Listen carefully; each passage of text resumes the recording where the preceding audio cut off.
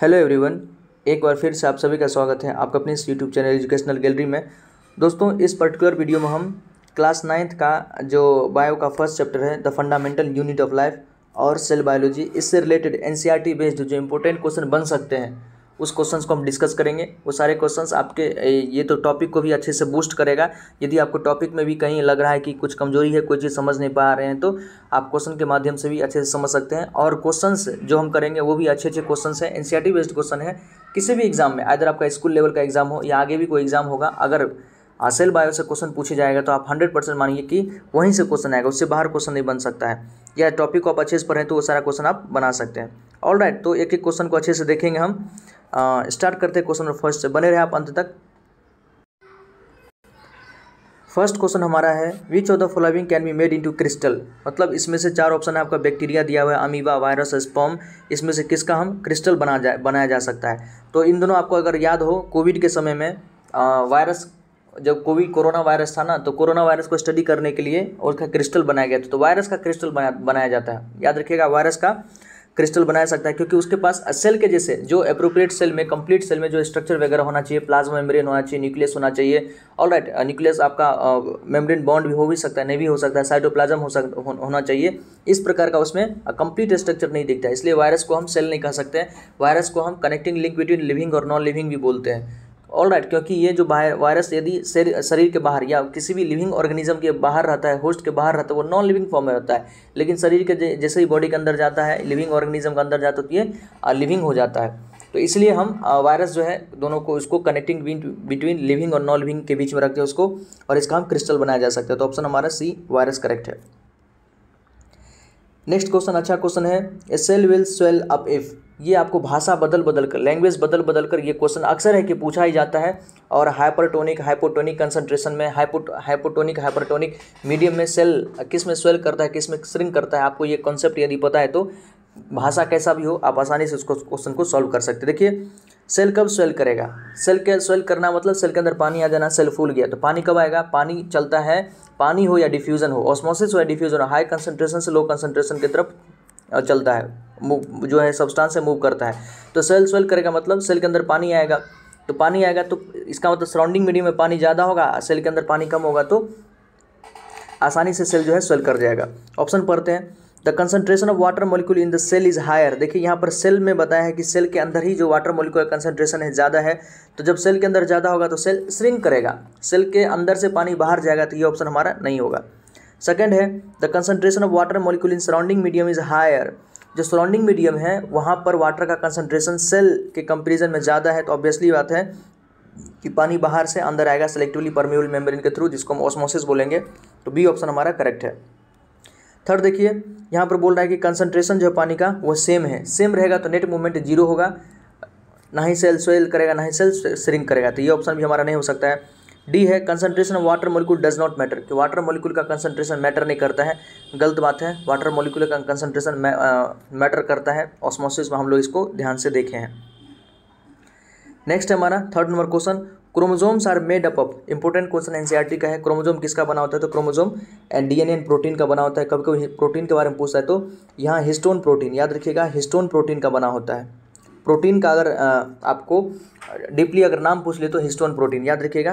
Chromosome are made up of DNA protein, और protein में कौन सा प्रोटीन? तो हिस्टोन प्रोटीन, क्योंकि कई प्रकार का प्रोटीन होता है, तो यहाँ हिस्टोन प्रोटीन के बारे में हम बात करेंगे। नेक्स्ट है, which of these option are not a function of ribosome. Ribosome के फंक्शन के बारे में आपको पता होगा कि राइबोसोम प्रोटीन सिंथेसिस करता है। ऑल राइट, तो ये तो उसका प्राइमरी फंक्शन है। तो इस बेसिस पर हम ऑप्शन देखेंगे, उस हिसाब से हम सेपरेट कर लेंगे। यदि आप ऑप्शन को रिजेक्ट कर लेते हैं, हो सकता है कि आपको सारा चीज़ नहीं पता हो, लेकिन फिर भी आपको रिजेक्शन आता है कि ये तो कम से कम नहीं होगा, ये तो नहीं होगा, फिर भी आपका आंसर जो है आसानी से आप निकाल सकते हैं। फर्स्ट है, it helps in manufacture of proteins in molecules. बिल्कुल सही बात, ये राइबोसोम का तो फंक्शन है ही। और दूसरा गौर करने वाली कि हमसे पूछा है नॉट ए फंक्शन ऑफ। याद रखें हमेशा के लिए जब भी क्वेश्चन आए नॉट, लीस्ट, एक्सेप्ट, इस प्रकार का अगर क्वेश्चन आ रहा है ना, तो आपको वहाँ पर अंडरलाइन करना चाहिए, सर्कल करना चाहिए, ताकि ध्यान रहे, चीज़ें पता रहे कि पूछ क्या रहा है। यहाँ फंक्शन नहीं पूछ रहा है, नॉट फंक्शन पूछ रहा है। राइबोसोम का कौन फंक्शन नहीं है, तो जो नहीं है वो हमारा उत्तर होगा। ये तो है, तो ये हमारा आंसर तो नहीं होने वाला है। तो फर्स्ट ऑप्शन को आप वैसे ही सब से सेपरेट कर सकते हैं। फिर देखिए, it helps in manufacture of enzymes.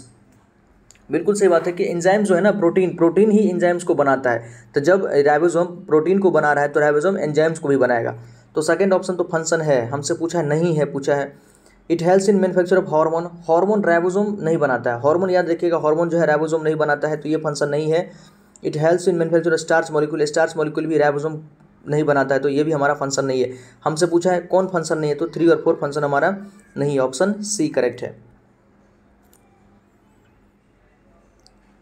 देखिए, ribosome are responsible for protein synthesis, ribosome protein synthesis के लिए रिस्पॉन्सिबल है। Enzymes are composed of protein, enzyme जो है प्रोटीन का ही बना होता है, इसलिए हम कह सकते हैं कि राइबोसोम एंजाइम्स बनाने में भी हेल्प करता है। Next, which of these not related, यहाँ भी नॉट पूछा है। जब भी नॉट आ जाए, नॉट, लीस्ट, एक्सेप्ट, इस प्रकार का अगर क्वेश्चन आए तो आप प्लीज़ उसको अंडरलाइन कीजिए, आपका ब्रेन जो है तब कंसंट्रेटेड रहेगा। नहीं तो क्वेश्चन तो आसान ही रहता है, छोटी छोटी मिस्टेक, यही सब छोटी छोटी मिस्टेक को हम इग्नोर कर देते हैं तो क्वेश्चन आपका गलत हो जाता है। देखिए, not related to endoplasmic reticulum, endoplasmic reticulum से कौन सा चीज़ यहाँ पर रिलेटेड नहीं है, मतलब एक प्रकार से आपका फंक्शन पूछ रहा है वो। तो it behaves as a transport channel for protein between nucleus and cytoplasm, बिल्कुल ये एक ट्रांसपोर्ट चैनल मतलब एक रास्ता प्रोवाइड करता है प्रोटीन के लिए, कहाँ, तो न्यूक्लियस और साइटोप्लाज्म के बीच में ये एक प्रकार से चैनल रास्ता का काम करता है, तो ये तो फंक्शन है, एनसीईआरटी का लिखा हुआ है। It transport material between various region in cytoplasm, cytoplasm के भीतर ही अगर मटेरियल्स को ट्रांसपोर्ट करना है, इधर से उधर अगर करना है तो इसमें भी इसका काम है, ये भी इसका फंक्शन है। फिर है it can be the site of energy generation, ये गलत बात है। एनर्जी जनरेशन का साइट आप जानते हैं कि पावर हाउस द सेल किसको कहते हैं, माइटोकॉन्ड्रिया को, तो ये ऑप्शन तो हमारा गलत हो जाएगा, जो गलत है वही हमारा सही आंसर होगा क्योंकि हमसे पूछा ही गलत है।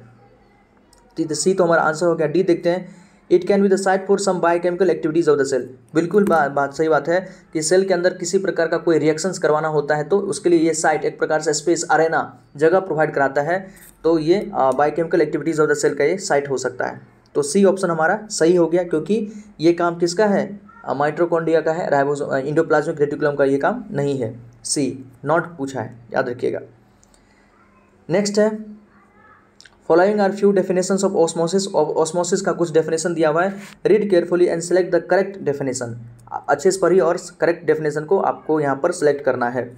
फर्स्ट है, movement of water molecules from a region of higher concentration to a region of lower concentration through a semi permeable membrane, बिल्कुल सही बात है, वाटर का मूवमेंट होना चाहिए, वाटर मॉलिक्यूल्स का मूवमेंट होना चाहिए, कहाँ से, हायर कंसंट्रेशन से लोअर कंसंट्रेशन के through, lower concentration through a semi permeable membrane, semi पर मेम्ब्रेन हमारा कैसा होना चाहिए, सेमी परमेबल मेम्ब्रेन हो, सेमी परमेबल मेम्ब्रेन के थ्रू वाटर का मूवमेंट यदि हायर कंसंट्रेशन से लोअर कंसंट्रेशन होता है तो उसको हम ऑस्मोसिस कहते हैं। ये ऑस्मोसिस का सिंपल और सटीक डेफिनेशन है।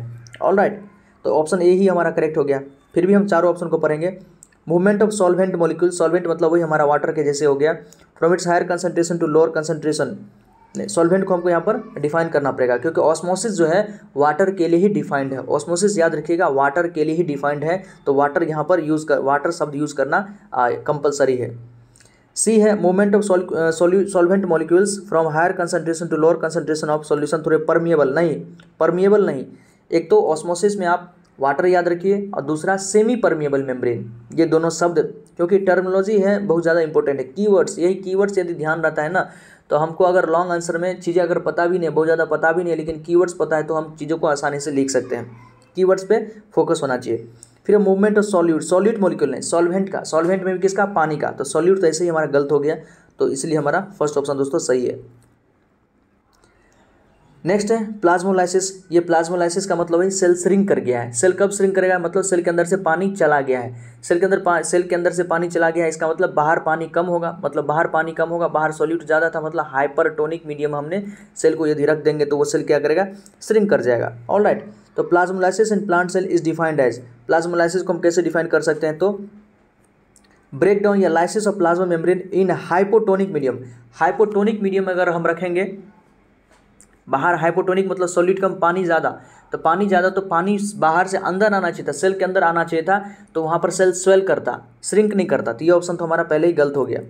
फिर है shrinkage of cytoplasm in hypertonic medium, बिल्कुल जब हम सेल को हाइपरटोनिक मीडियम के अंदर रख देते हैं तो हाइपरटोनिक मीडियम में जो बाहर मीडियम है वहाँ पर पानी कम होता है, तो सेल के अंदर से पानी बाहर निकल जाता है, जिसके कारण जो है इसका साइटोप्लाज्म श्रिंक कर जाता है, ऑलराइट, सिकुड़ जाता है, जिसको हम प्लाज्मोलाइसिस करते हैं, तो बी ऑप्शन हमारा सही है। श्रिंकेज ऑफ न्यूक्लियोप्लाज्म, न्यूक्लियोप्लाज्म नहीं साइटोप्लाज्म होना चाहिए, डी है नन ऑफ देम, तो इसलिए हमारा बी ऑप्शन करेक्ट है। 8 number, which of the following are covered by single membrane, इसमें से कौन है जो सिंगल मेम्ब्रेन से कवर्ड होता है? तो माइटोकॉन्ड्रिया, वैक्यूल, लाइसोसोम, प्लास्टिड, ये सब डबल मेम्ब्रेन है। देखिए लाइसोसोम दोस्तों, लाइसोसोम के बारे में डबल मेम्ब्रेन तो कहीं नहीं बताया गया, लेकिन एनसीईआरटी यहाँ पर बता रही है कि लाइसोसोम के ऊपर भी डबल मेम्ब्रेन होता है। ये आप इसको रखिए कि थोड़ा कंट्रोवर्सी है क्वेश्चन, लेकिन ये तो तय है कि वैक्यूल में सिंगल मेम्ब्रेन होता है, माइटोकॉन्ड्रिया में डबल मेम्ब्रेन और प्लास्टिड में भी डबल मेम्ब्रेन होता है। चलिए ठीक है, इसको आप कंट्रोवर्सी में रखिए, लेकिन अगर ऑप्शन देना होगा तो वी ऑप्शन हमारा ज़्यादा सही होगा। वैक्यूल सिंगल मेम्ब्रेन है, other organelles in the option are double membrane. Lysosome के बारे में कहीं भी डबल मेम्ब्रेन नहीं लिखा हुआ है। ऑलराइट, नेक्स्ट क्वेश्चन देखते हैं। नेक्स्ट क्वेश्चन है find out the incorrect statement या फॉल्स स्टेटमेंट। यहाँ भी देखिए फॉल्स पूछा है तो इसको आपको अंडरलाइन कर लेना चाहिए था। गलत क्या है? Golgi apparatus is involve with the formation of lysosome. Lysosome के फॉर्मेशन में क्या गोल्गी एपरेटस इन्वॉल्व है? पहला ऑप्शन को गलत लग रहा है, क्योंकि लाइसोसोम के फॉर्मेशन में एंडोप्लाज्मिक रेटिकुलम का वर्क होता है, क्योंकि एंडोप्लाज्मिक रेटिकुलम से जो एंजाइम्स वगैरह बनाती है जो लाइसोसोम के सिंथेसिस में हेल्पफुल होता है। फिर देखते हैं nucleus, mitochondria and plastid have DNA. बिल्कुल सही बात है। They are able to make their own structural protein, क्योंकि उसके पास डीएनए है, डीएनए प्रोटीन बनाने में कैपेबल है, तो ये सब अपना अपना प्रोटीन बना सकता है, ये सही है। फिर है mitochondria is said to be the power house of the cell as ATP generated in them. बिल्कुल सही बात है। माइटोकॉन्ड्रिया को हम power house of the cell भी कहते हैं, क्योंकि ये एटीपी जनरेट करता है, एनर्जी करेंसी। एटीपी क्या है? एनर्जी करेंसी है, एडेनोसाइन ट्राइफॉस्फेट। डी देखिए, cytoplasm is called as protoplasm. Cytoplasm को हम प्रोटोप्लाज्म भी बोलते हैं, तो डी ऑप्शन भी हम सही है। हमसे इनकरेक्ट पूछा था, तो गोल्गी एपरेटस लाइसोसोम के फॉर्मेशन में इसका कोई रोल नहीं होता है। ऑलराइट, तो ये ऑप्शन भी हमारा गलत हो गया, 9th का ए। देखिए Golgi apparatus is involve in synthesis and storage of certain biochemicals and has no role to play in the formation of lysosome. Lysosome के फॉर्मेशन में इसका कोई ज़्यादा रोल नहीं होता है। इसका काम है कि सिंथेसिस एंड स्टोरेज, बहुत चीज़ों को ये सिंथेसिस करता भी है और स्टोरेज करने का काम करता है, पैकेजिंग करने का काम करता है गोल्गी एपरेटस। लाइसोसोम के फॉर्मेशन में इसका रोल नेग्लिजिबल है। Next question 10th number, find out the correct sentence. Correct sentence क्या है वो आपको देखना है यहाँ पर। फर्स्ट है enzymes packed in lysosome are made through RER. हम अभी पढ़ के आए कि जो एंजाइम्स लाइसोसोम के अंदर होता है वो कहाँ बनता है? तो आरईआर के अंदर बनता है। बिल्कुल सही बात है। हाँ, इसका पैकेजिंग कौन करता है? पैकेजिंग आपका भले ही गोल्गी एपरेटस करे, लेकिन एंजाइम बनता कहाँ है? तो आरईआर में बनता है, रफ एंडोप्लाज्मिक रेटिकुलम में बनता है। ये तो सही है। RER and smooth endoplasmic reticulum produce lipid and protein respectively. ये गलत है, क्योंकि आरईआर जो है रफ एंडोप्लाज्मिक रेटिकुलम के ऊपर राइबोसोम होता है, तो वो प्रोटीन सिंथेसिस करता है। Smooth endoplasmic reticulum lipid synthesis करता है। यहाँ पर आपको उल्टा दिया है कि आरईआर लिपिड बनाता है और एसईआर प्रोटीन बनाता है। यही चीज़ यहाँ पर इंटरचेंज कर दिया। देखिए छोटी सी मिस्टेक कर दिया है, फंक्शन में इधर से उधर कर दिया है। तो आपको यदि अगर आसानी से, अगर आराम से आप नहीं पढ़ रहे हैं ना, तो यहाँ भी आप गलत कर सकते हैं, ध्यान रखें। तो बी ऑप्शन तो हमारा गलत है, हमसे सही पूछा है। Endoplasmic reticulum is related with the destruction of plasma membrane. नहीं, एंडोप्लाज्मिक रेटिकुलम प्लाज्मा मेम्ब्रेन के डिस्ट्रक्शन में कहीं नहीं। आपने एक शब्द सुना होगा, एनसीईआरटी का शब्द है मेम्ब्रेन बायोजेनेसिस। एंडोप्लाज्मिक रेटिकुलम और जो उसमें आरईआर और एसईआर है, दोनों प्रोटीन बनाता है, लिपिड बनाता है, और ये प्रोटीन और यही लिपिड क्या बनाते हो? तो मेम्ब्रेन बनाने में हेल्प करता है, सेल मेम्ब्रेन बनाने में हेल्प करता है, जिसको हम मेम्ब्रेन बायोजेनेसिस कहते हैं। तो सेल वॉल को या प्लाज्मा मेम्ब्रेन को डिस्ट्रक्शन में इसका कोई रोल नहीं है, प्लाज्मा मेम्ब्रेन के सिंथेसिस में इसका काम है। तो ये डिस्ट्रक्शन लिख दिया है, सिंथेसिस को डिस्ट्रक्शन कर दिया, छोटा सा मतलब चेंज कर दिया, तो ये भी ऑप्शन हमारा गलत हो गया। Nucleoid is present inside the nucleoplasm of eukaryotic cell. Nucleoid हम जानते हैं किस में होता है? प्रोकैरियोटिक सेल में। जो प्रोकैरियोटिक सेल का जो न्यूक्लियस होता है उसको हम न्यूक्लियोइड बोलते हैं, क्योंकि वो क्या होता है? तो अनडिफाइंड न्यूक्लियर मेम्ब्रेन होता है, या अनडिफाइंड न्यूक्लियस, जिसको हम न्यूक्लियोइड बोलते हैं। तो ये प्रोकैरियोटिक सेल का कैरेक्टरिस्टिक्स है, यूकैरियोटिक का नहीं। देखिए यहाँ पर प्रोकैर को यूकैरियोट कर दिया, इसलिए गलत हो गया। हमसे सही पूछा था, तो फर्स्ट ऑप्शन हमारा सही है, 10th का ए। ऐसी छोटी छोटी मिस्टेक्स, जो भी क्वेश्चन आजकल बन रहा है इन दिनों, आप किसी भी एग्जाम में देखिए, अच्छे अच्छे एग्जाम्स में आपको चीज़ें आ रहा होता है, आप उसके बारे में पढ़े हुए रहते हैं, अच्छे से पढ़े हुए रहते हैं, क्योंकि कंटेंट तो आजकल कंटेंट का भरमार है, हर जगह आपके बुक में है, यूट्यूब पे है, सब जगह कंटेंट तो भरमार है। अलग अलग कोचिंग्स में आप पढ़ते हैं, स्कूल्स में पढ़ते हैं, बट यदि आप उसको गहराई से उस पर प्रैक्टिस, क्वेश्चन को प्रैक्टिस यदि नहीं करते हैं, तो आपको ये नहीं पता चलेगा कि एग्जामिनर जो है कहाँ मिस्टेक्स हमसे करा सकता है। छोटी छोटी चीज़ों को चेंज कर सकता है, जैसे यहाँ पर सिंथेसिस को या कंस्ट्रक्शन को डिस्ट्रक्शन कर दिया है, प्रोकैरियोटिक को यूकैरियोटिक कर दिया है, तो यहाँ पर गलत हो गया है। यहाँ पर लिपिड और प्रोटीन रिस्पेक्टिवली कर दिया। अगर प्रोटीन और लिपिड रहता तो तब ठीक रहता, लेकिन क्या किया है? इंटरचेंज कर दिया है। तो ये सब क्या था? ये सब लगभग स्टूडेंट्स को आते रहता है, लेकिन वही अगर उसको आसानी से, उसको सहजता से, सरल तरीके से वो उस क्वेश्चन को यदि ना पढ़ें, स्पीड यदि मेंटेन करके रखें, ज़्यादा स्पीड में वो करेगा तो कहते हैं स्पीड थ्रिल्स बट किल्स। आपको लगेगा कि हम जल्दी क्वेश्चन सॉल्व कर दिए, लेकिन एक्सीडेंट हो जाएगा, बहुत सारा क्वेश्चन आपका गलत हो जाएगा। इसलिए एग्जाम में जब भी जाएँ थोड़ा मन को शांत करके जाएं, क्योंकि चीज़ें आपको आ रहा होता है, ऐसी बात नहीं कि नहीं आ रहा होता, चीज़ें आपको आ रहा होता है, बस उसको अच्छे से धीरे धीरे पढ़ के आंसर देने की कोशिश करें। 11th है which cell organelle plays a crucial role in detoxifying many poisons and drugs in cell. तो कौन होता है, तो एनसीईआरटी में तो इसके बारे में बेहतरीन तरीके से स्मूथ एंडोप्लाज्मिक रेटिकुलम, जो हमारा एसईआर होता है वो मतलब लीवर सेल का एसईआर, जो लीवर सेल के अंदर जो एसईआर होता है वो बहुत ज़्यादा प्रीडोमिनेंट होता है, वो बहुत सारी चीज़ को डिटॉक्सिफाई करना। डिटॉक्सिफाई मतलब क्या, अगर कोई टॉक्सिक सब्सटेंस उसको नॉन टॉक्सिक बनाने में एसईआर का बहुत ज़्यादा रोल है। देखिए, in the liver cell of vertebrate SER plays an important role in detoxifying many poisons and drug. जो बहुत सारा नॉन हमारा पॉइजन्स और ड्रग्स होता है उसको डिटॉक्सिफाई करने में स्मूथ एंडोप्लाज्मिक रेटिकुलम का रोल है। नेक्स्ट है the proteins and lipids essential for building the cell membrane are manufactured by. Proteins और लिपिड को कौन बनाता है, तो rough endoplasmic reticulum. Golgi apparatus तो नहीं बनाता है, प्लाज्मा मेम्ब्रेन नहीं बनेगा, माइटोकॉन्ड्रिया नहीं बनेगा, तो रफ एंडोप्लाज्मिक रेटिकुलम आराम से हमारा ऑप्शन, चारों ऑप्शन में अगर देखें तो ऑप्शन 1 करेक्ट हो गया। प्रोटीन आपका आरईआर बनाता है, लिपिड आपका एसईआर बनाता है, लेकिन ऐसा कोई ऑप्शन नहीं है, 3 ऑप्शन तो नहीं हो सकता, इसलिए फर्स्ट ऑप्शन हमारा करेक्ट है। देखिए, endoplasmic reticulum synthesis both lipid and protein, however RER mainly synthesise. Endoplasmic reticulum दोनों प्रोटीन और लिपिड दोनों बनाता है, लेकिन जो आरईआर है, आरईआर मेनली प्रोटीन बनाता है और एसईआर मेनली लिपिड बनाता है। तो हम ऑप्शन को देखेंगे, 3 ऑप्शन तो हमारा बिल्कुल है कि गलत हो रहा था, तो जो बचा है वो ऑप्शन को हमको टिक मारना ही है, तो मोस्ट प्रोबेबल है कि आपका आंसर सही हो जाएगा। नेक्स्ट है the undefined nuclear region of prokaryote are known as. अच्छा क्वेश्चन है, जो अनडिफाइंड न्यूक्लियर रीजन होता है प्रोकैरियोट का उसको हम क्या कहते हैं, न्यूक्लियोइड कहते हैं। एनसीईआरटी का लाइन है, सारा क्वेश्चन एनसीईआरटी से ही रिलेटेड है। नेक्स्ट है the cell organelle involve in forming complex sugar from single sugar. देखिए, सिंपल शुगर से कम्प्लेक्स शुगर बनाने में कौन सा सेल ऑर्गेनेल्स इन्वॉल्व होता है, ये भी एनसीईआरटी का लाइन है, तो ये होता है आपका गोल्गी एपरेटस। एंडोप्लाज्मिक रेटिकुलम नहीं, राइबोसोम नहीं, राइबोसोम प्रोटीन बनाता है, प्लास्टिड तो आप जानते हैं। Golgi apparatus, Golgi apparatus is involve इन री पैकेजिंग ऑफ मैनी बायोमोलिक्यूल्स। बहुत सारे जो बायोमोलिक्यूल्स एंडोप्लाज्मिक रेटिकुलम से बन के आता है उसको रीपैकेज करता है, मॉडिफाई करता है। ऑलराइट, तो ये सिंपल शुगर को कम्प्लेक्स शुगर बनाने का काम आपका गोल्गी एपरेटस का है, याद रखिएगा, इंपॉर्टेंट काम है। नेक्स्ट है विच out of the following is not a function of vacuole. जब भी नॉट आए, लीस्ट आए, एक्सेप्ट आए, प्लीज़ आप उस पर फोकस करें, हमेशा इसको मतलब कंटिन्यूटी में रखें, बना कर रखें, इस चीज़ों को हैबिट में रखें, आपका क्वेश्चन गलत नहीं होगा। जैसे यहाँ पर हम सर्कल कर दिए हैं, not a function of vacuole, vacuole का फंक्शन कौन नहीं है, तो वैक्यूल स्टोरेज का काम करता है, सही है। टर्जिडिटी एंड रिजिडिटी, सेल को एक प्रकार से टर्जिडिटी रिजिडिटी है जिसके कारण सेल का एक शेप, क्योंकि हम जानते हैं कि 80 से 90% जो प्लांट सेल है उसका जो स्पेस है ये आपका वैक्यूल ही कवर करता है, तो ये टर्जिडिटी और रिजिडिटी दोनों प्रोवाइड करता है। वेस्ट एक्सक्रीजन में इसका काम है, बहुत सारा जो वेस्ट प्रोडक्ट है, अब प्लांट क्या करता है, अपना वेस्ट प्रोडक्ट को इसी वैक्यूल के अंदर डाल देता है, सेल जब डेड करता है तो उसी के थ्रू उसका वेस्ट प्रोडक्ट भी एलिमिनेट हो जाता है, क्योंकि उसके पास कोई एक्सक्रीटरी ऑर्गन प्लांट के पास नहीं होता है हमारे जैसे। लोकोमोशन में इसका कोई रोल नहीं है, लोकोमोशन में इसका कोई रोल नहीं है, तो यही ऑप्शन हमारा सही हो जाएगा, 15 का D. Locomotion is carried out by specialised structure which are outside the cell but vacuoles are inside the cell. Locomotion मतलब एक स्पेशलाइज्ड स्ट्रक्चर से होता है जो कि सेल के बाहर होता है और वैक्यूल तो सेल के अंदर होता है।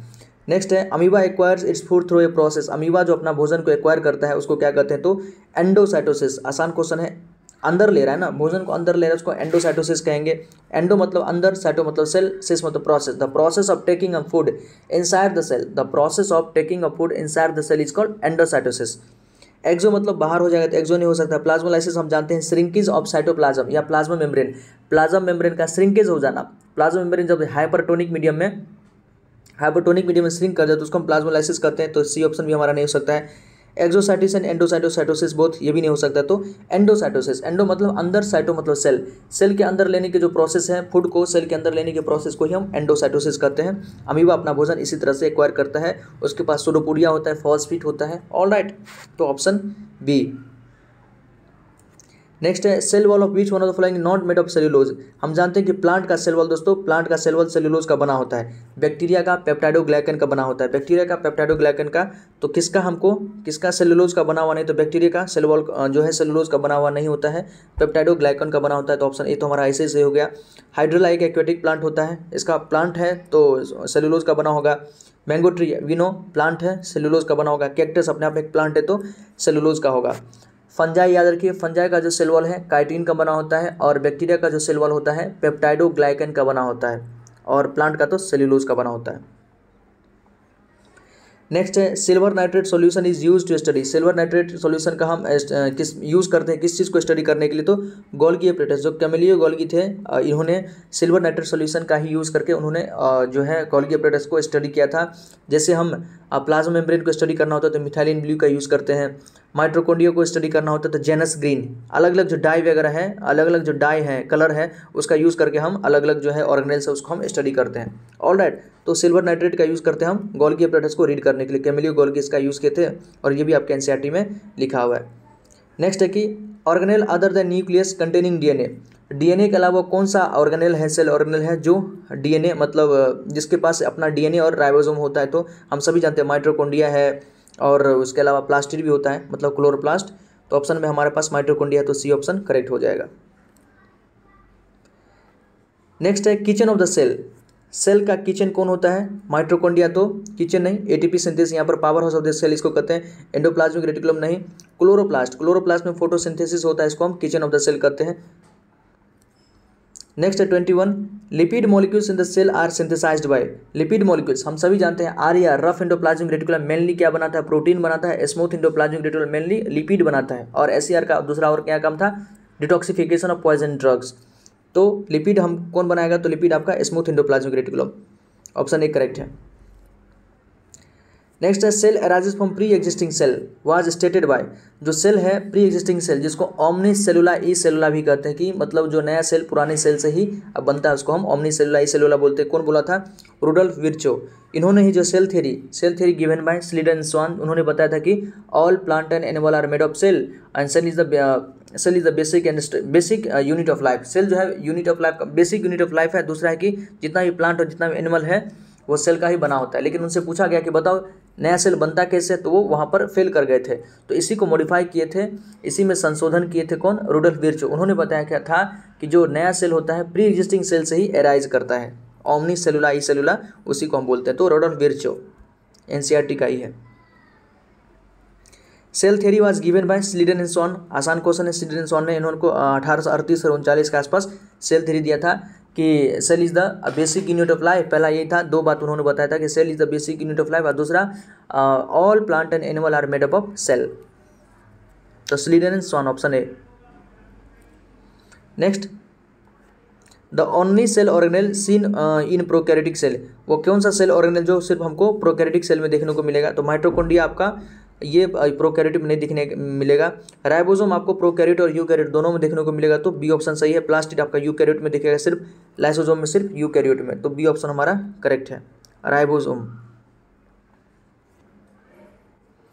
Organelle without a cell membrane, वो कौन सा ऑर्गेनेल है जिसके ऊपर कोई सेल मेम्ब्रेन नहीं होता है, तो राइबोसोम के ऊपर कोई सेल मेम्ब्रेन नहीं है, इसको मेम्ब्रेन लेस भी बोलते हैं। गोल्गी एपरेटस के ऊपर होता है, क्लोरोप्लास्ट के ऊपर होता है, न्यूक्लियस के ऊपर तो डबल मेम्ब्रेन होता है, तो राइबोसोम मेम्ब्रेन लेस होता है। याद रखिएगा राइबोसोम और सेंट्रियोल जो सिर्फ और सिर्फ एनिमल सेल में मिलता है वो भी मेम्ब्रेन लेस होता है। नेक्स्ट है 1 माइक्रोमीटर। 1 माइक्रोमीटर कितना होता है, तो 1 माइक्रोमीटर 10⁻�6 मीटर होता है। जिस प्रकार से एक एंगस्ट्रम आपने फिजिक्स में ही पढ़ा हो सकता है, एक एंगस्ट्रम 10⁻10 मीटर होता है। ऑलराइट, ये यूनिट कन्वर्जन थोड़ा बहुत आना चाहिए। 1 नैनोमीटर कितना होता है, तो 10⁻9 मीटर होता है। इसी प्रकार से 1 माइक्रोमीटर आपका 10⁻6 मीटर होता है, कभी कभी आ सकता है।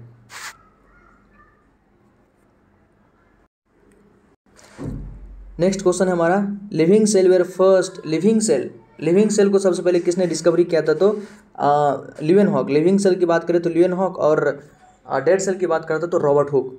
ऑलराइट, लिविंग सेल को ल्यूवेनहॉक ने डिस्कवर किया। देखिए Robert Hooke was the first to observe cell. सबसे पहले सेल को किसने देखा था, तो रॉबर्ट हुक ने देखा था, but he observed the dead cell. उन्होंने डेड सेल को देखा था, जिस कॉर्क में डेड सेल को देखा था।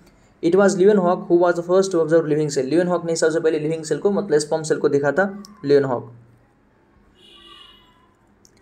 नेक्स्ट है select the odd one out, इसमें से कौन एक ओड है उसको आपको यहाँ पर ढूंढना है।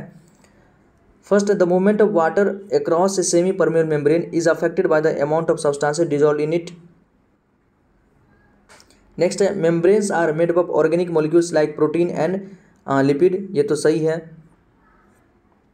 Molecules soluble in organic solvent can easily pass through the membrane और plasma membrane contain chitin sugar in plant, ये तो बिल्कुल गलत है कि प्लाज्मा मेम्ब्रेन जो है वो प्लांट में काइटिन शुगर का बना होता है उसका प्लाज्मा मेम्ब्रेन, बिल्कुल नहीं, ये गलत है। तो हमसे ओड पूछा है तो plasma membrane contain chitin sugar in plant, ये गलत है। This is wrong statement while other are correct, यही मतलब रॉन्ग स्टेटमेंट है और तीनों जो है सही है। देखिए दोस्तों इसमें हम MCQ किए हैं, लगभग 29 MCQ था। इसके अलावा जो हमारा जो है वेरी शॉर्ट आंसर है, इसको हम अदर वीडियो में वेरी शॉर्ट आंसर, फिर हमारा शॉर्ट आंसर होगा और लॉन्ग भी होगा, इसको हम नेक्स्ट वीडियो में करेंगे। तब तक आप MCQ को देखिए, अच्छे से समझिए। कहीं कोई प्रॉब्लम है तो प्लीज़ कमेंट सेक्शन में बताइए, आपको कैसा लगा उसके बारे में बताइए, अपना फीडबैक भी दीजिए, आपको अच्छा लगा वो भी बताइए, और कहीं इंप्रूवमेंट की आवश्यकता है वो भी आप हमें बता सकते हैं। इसके अलावा जो हमारा इसके बाद वेरी शॉर्ट बच गया है और लॉन्ग वगैरह बच गया है, उसको भी हम दूसरे वीडियो में अच्छे से करेंगे।